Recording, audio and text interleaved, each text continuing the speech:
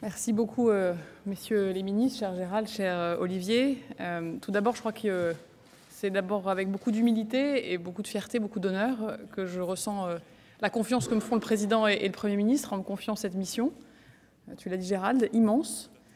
D'autant plus immense que nous sortons d'une crise qui a montré à la fois les forces et les faiblesses de notre action publique, qui a aussi montré l'attachement des Français à cette action publique et qui a aussi montré à quel point, alors que nous allons entrer dans une phase de reconstruction économique et sociale, cette action publique va être déterminante.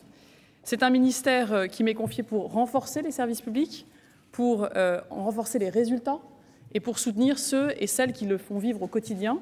C'est un ministère dédié. Ce sera une grande maison du service public qui pourra permettre de faire travailler ensemble toutes les administrations que vous avez citées et d'autres, et qui sont, on le sait, extrêmement engagées à faire changer les choses. Et j'aurai, je crois, effectivement à mes côtés des agents très engagés à transformer cette action. Le Premier ministre l'a dit, nous sommes tous des acteurs de l'intérêt général, et c'est donc avec tous les membres du gouvernement, dans vos fonctions nouvelles, cher Gérald et cher Olivier, que nous aurons à travailler. Je pense aussi que nous aurons à travailler très particulièrement avec Jacqueline Gourault, avec Olivier Véran, pour les responsabilités qui sont les leurs. Alors vous l'avez dit l'un et l'autre, vous avez déjà bien ouvert le chemin avec le droit à l'erreur qui permet de changer d'une logique de sanction à une logique de conseil et d'accompagnement de concitoyens pour recréer de la confiance, avec bien sûr les négociations très importantes, très profondes que tu as menées avec les syndicats pour notamment repenser les carrières, la formation.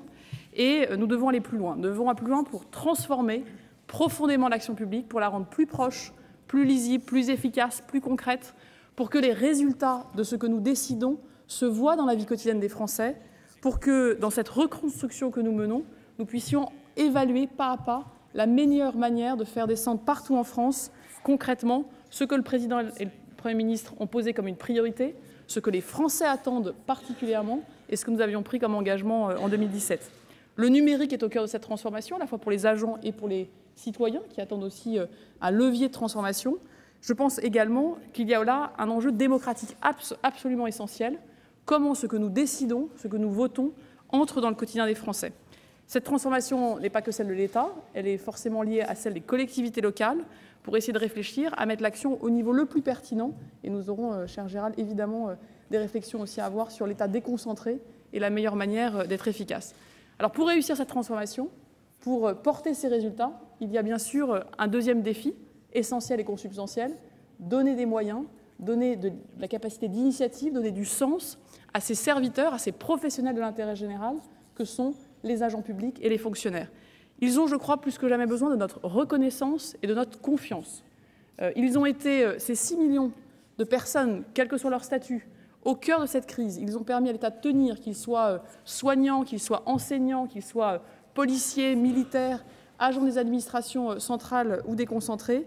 Ils sont au service des Français et nous leur devons leur donner les moyens de pouvoir mener cette action avec toute l'envie de servir qui est la leur.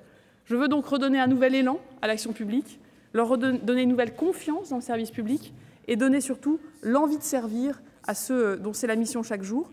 Tous les Français peuvent être les acteurs de l'action publique et tous les Français doivent pouvoir également accéder à l'emploi public.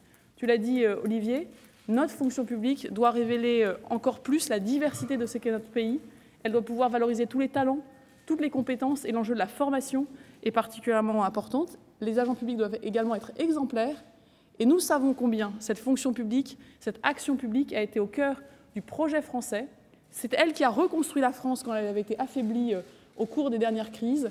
Nous devons aujourd'hui la moderniser, la faire entrer pleinement dans les attentes des Français du XXIe siècle et ainsi permettre à la France de rester indépendante et souveraine.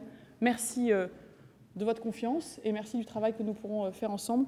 Et merci à tous les agents de la fonction publique, territoriale, hospitalière et de l'État, parce que c'est avec eux que nous réussirons.